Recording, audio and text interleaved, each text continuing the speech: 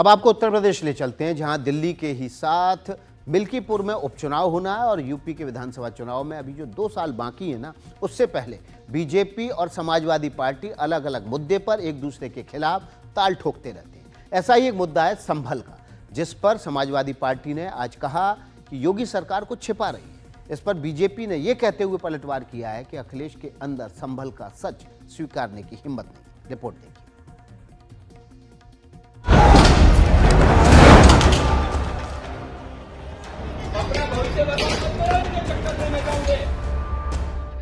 Samajwadi party ने संभल के मामले में बीजेपी पर बड़ा आरोप लगाया है। पार्टी के मुखिया अखिलेश यादव ने कहा कि उनकी पार्टी का प्रतिनिधिमंडल जब संभल गया तो उसे रोका गया। आखिर यूपी सरकार क्या छिपाना चाहती है? शिव चरण कश्यप से लेकर के ये तमाम साथी जाकर के संभल के लोगों से बातचीत करना चाहते थे। सरकार ने पाबंदी लगा दी।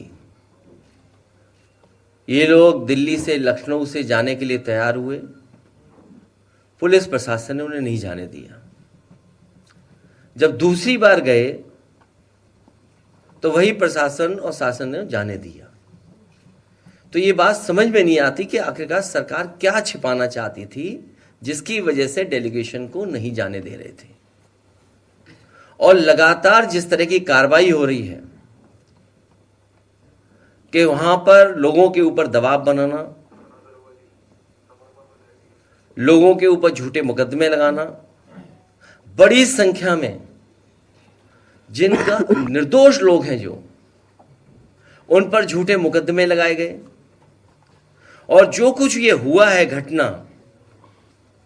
ये पूरी घटना सरकार ने कराई है, अधिकारियों के माध्यम से कराई है। अखिलेश जी संभल के सच को स्वीकार नहीं कर पा रहे। संभल की खुदाई से जो तथ्य निकल करके आ रहे हैं उसको स्वीकार नहीं करना चाहते हैं। मजहबी वोट बैंक के तुष्टीकरण ने अखिलेश जी को इतना अंधा कर दिया है कि वो संभल की डेमोग्राफी के चेंज को भी आज महसूस नहीं करना चाहते। संभल में संविधान के तहत बनी हुई न्यायपालिका के आदेश को पत्थरों से कैसे चुनौती दी गई, उसको लेकर के एक बार अखिलेश जी के मुंह से बोल नहीं फूटे। वो उन पत्थरबाजों के, अराजक तत्वों के समर्थन में खड़े हैं।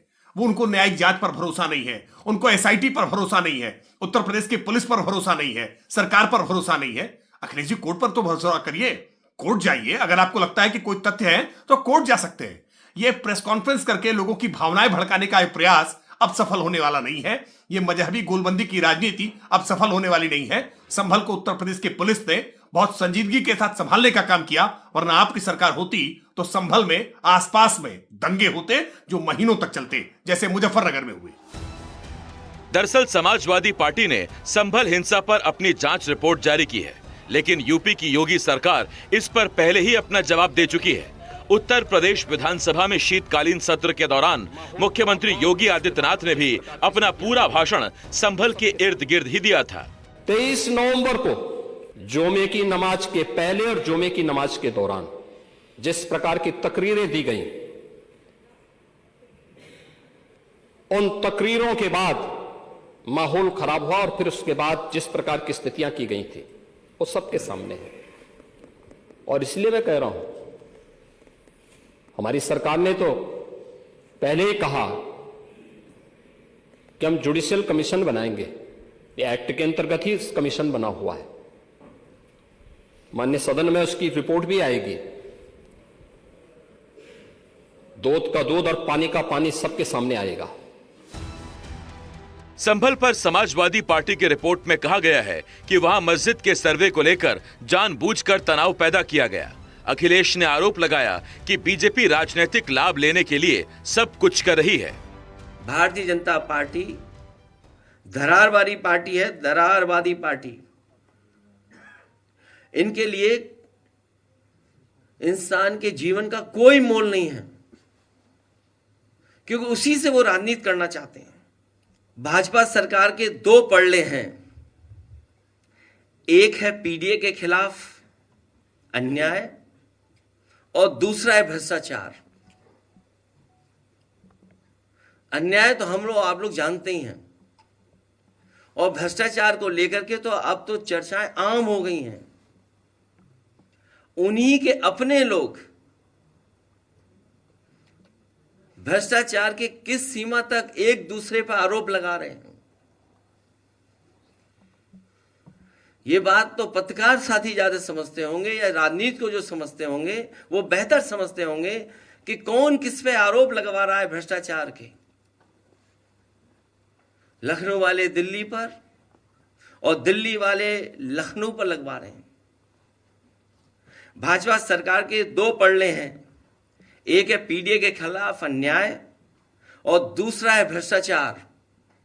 इन दोनों में कभी एक पलड़ा ऊपर हो जाता है तो कभी दूसरा। इसी डिसबैलेंस को छुपाने के लिए संभल जैसी साजिश की गई है।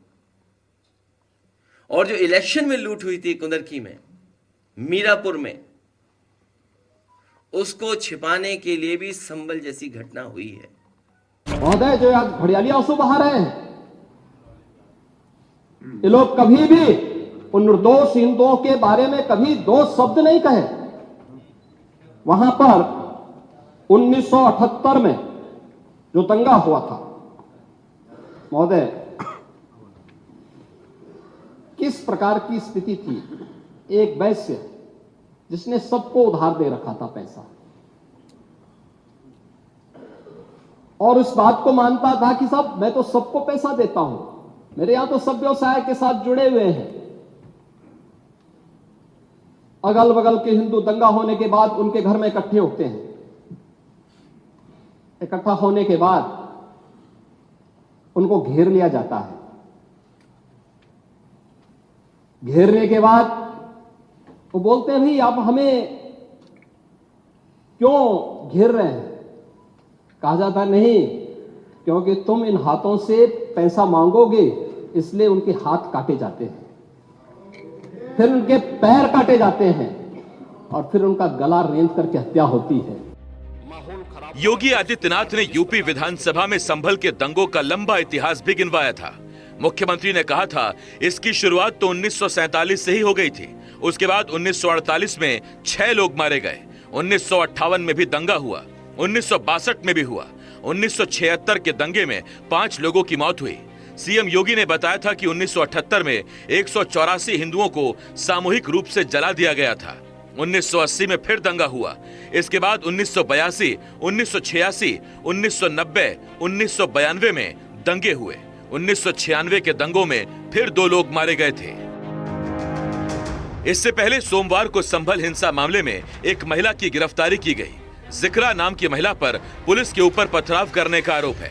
पथराव के दौरान पुलिस ने वीडियो बनाया था और अब उसी वीडियो से महिला की पहचान हुई है। हिंदूपुरा खेड़ा में पुलिस पार्टी के साथ ही डीएम और एसपी पर भी छतों से पथराव किया गया था।